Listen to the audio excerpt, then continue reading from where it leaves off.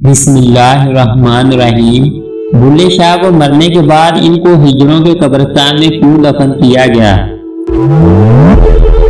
آخر وہ کون سی وجہ تھی جس کی وجہ سے ان کے خاندان نے انہیں اپنے آبائی قبرستان میں دفن نہیں ہونے دیا اور ان کے اپنے خاندان والوں نے ان کا جنازہ کیوں نہیں پڑھا؟ یہ سب کچھ ہم آج کی اس ویڈیو میں بیان کریں گے۔ پنجابی زبان کے مشہور عوامی شاعر بابا بلے شاہ کی پیدائش 1680 میں ریاست بہاولپور پاکستان کے ایک گاؤں اچ گلانیہ میں ہوئی۔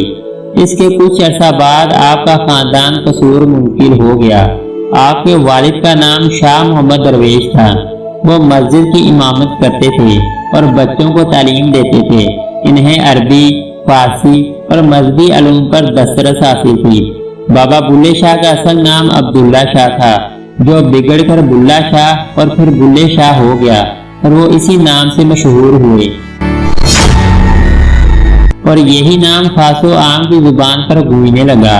بلے شاہ نے ابتدائی تعلیم اپنے والد سے حاصل کی۔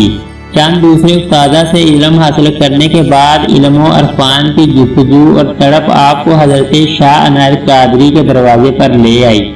شاہ عنایت تصوف کے قادری سلسلے سے تعلق رکھتے تھے، ذات کے لحاظ سے ارائیں تھے اور بہت سی فارسی کتابوں کے مصنف تھے۔ وہ دوسرے صوفیہ کی طرح تارک دنیا نہیں تھے، بلکہ کھیتی باڑی اور باغبانی کرتے تھے۔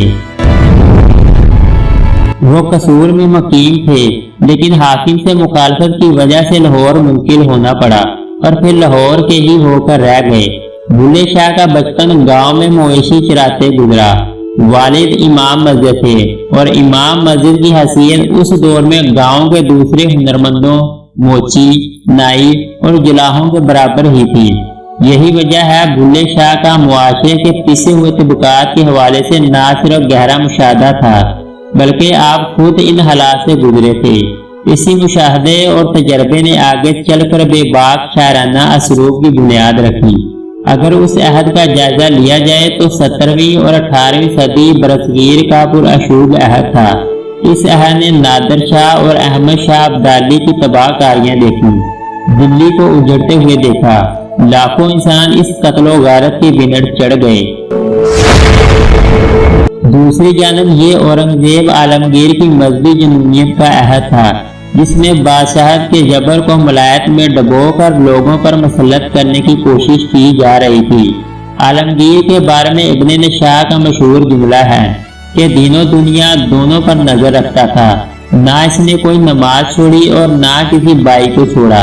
عوام کے ساتھ سلوک میں مذہب کو اہمیت دی جانے لگی، جس پر اسے اورنگزیب رحمت اللہ علیہ کہا جانے لگا۔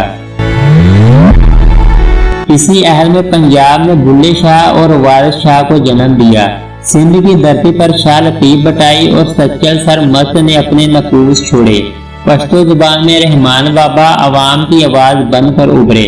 اردو میں خواجہ میر درد اور میر تقی میر نے عظیم شاعری روایت کو مضبوط بنیادیں فراہم کی، لیکن اس عہد کے بے مثال شعراء میں یہ اعزاز صرف بلے شاہ کے حصے میں آیا کہ ان کے اشعار صرف پنجاب میں ہی نہیں بلکہ سندھ، راجستھان اور ہندوستان کے دوسرے علاقوں میں لوگوں کے دل کی آواز بن گئے، اور اس عظیم شاعر کی آواز ہندوستان کے ہر کونے اور ہر لہجے میں گونجی۔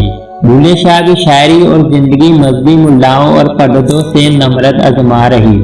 فرسودہ ذات پات کا نظام اور طبقاتی تفریق کو آپ نے خاص طور پر ہدف تنقید بنایا۔ گسے پھٹے کتابی علم سے نکل کر سماج کی زندہ حقیقتوں کو موضوع بحث بنایا۔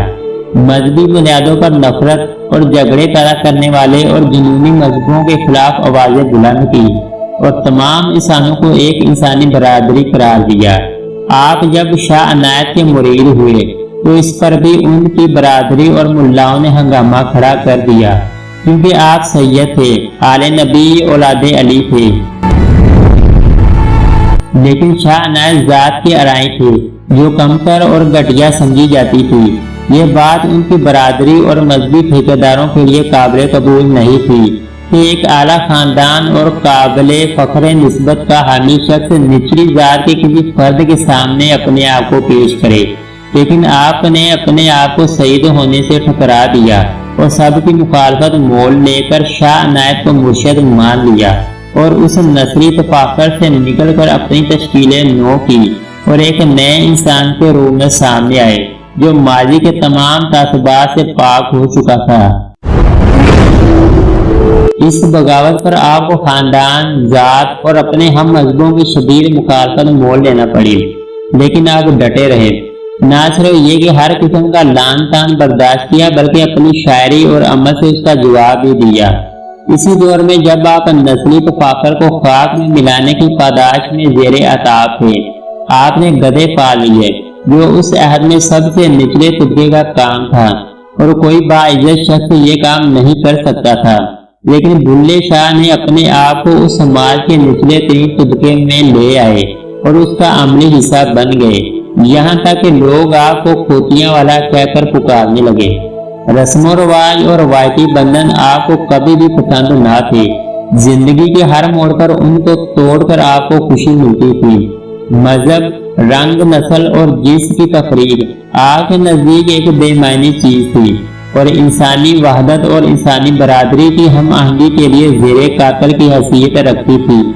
آپ کے حوالے سے مشہور ہے کہ ہجڑوں کے ساتھ گل مل جاتے، ان کے ساتھ ناچنا شروع کر دیتے، یہاں تک کہ چوکوں اور چراہوں میں مجمع کے سامنے بھی ہجڑوں کے ساتھ ناچتے۔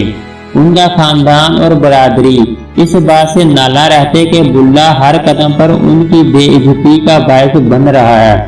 شاہ عنایت کا مرید ہونے کے بعد گدھے پالنا اور اب ہجڑوں کے ساتھ ناچ گانا، لیکن آپ اپنی سرمستی اور دھن میں چلتے جا رہے تھے۔